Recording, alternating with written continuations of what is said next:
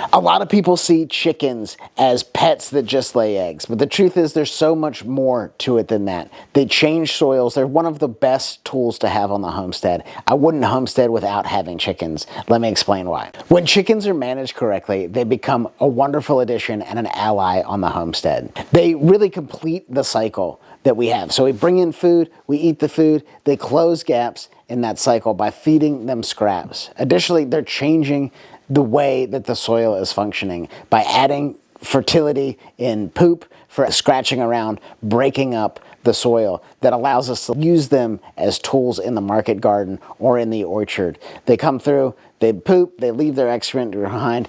Bugs come in, start eating and feeding on that poop, increases the fertility of the area. Now the chickens are long gone, making a circle back. But each time they come back to that place, it's better and better over time. This is the power of chickens. This is the power of rotational grazing and regenerative design.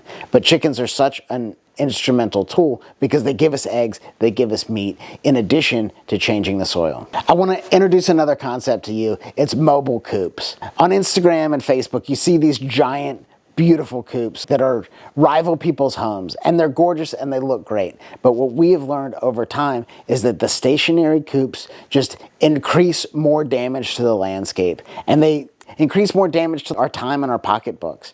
It's not the most efficient system. So if you build this giant coop, you've got a lot of expenditure, but even more time you're going to spend cleaning the coop. I really like the mobile coops because they add the poop, the fertilizer, just falls through the bottom and then is left on the landscape for nature to take its course on, whether that's, increasing the fertility in the plants that you're growing around that chicken poop, or bringing in bugs, bringing in birds, bringing in the cycle of life.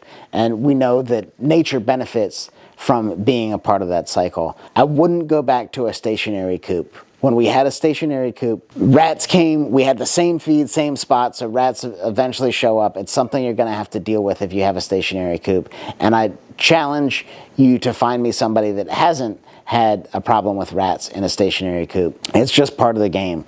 You're also leaving, the possums can come back, the raccoons can come back, the foxes come back. They know where the chickens are living. But with a mobile coop, we're moving them through the landscape. And I think it has a little bit of effect on reducing predators. But the big thing is they're cleaner, right? Nature cleans the coop for you. Do you want to spend hours shoveling chicken waste into a pile and then moving it with potentially another tractor or a trailer or a wheelbarrow or something?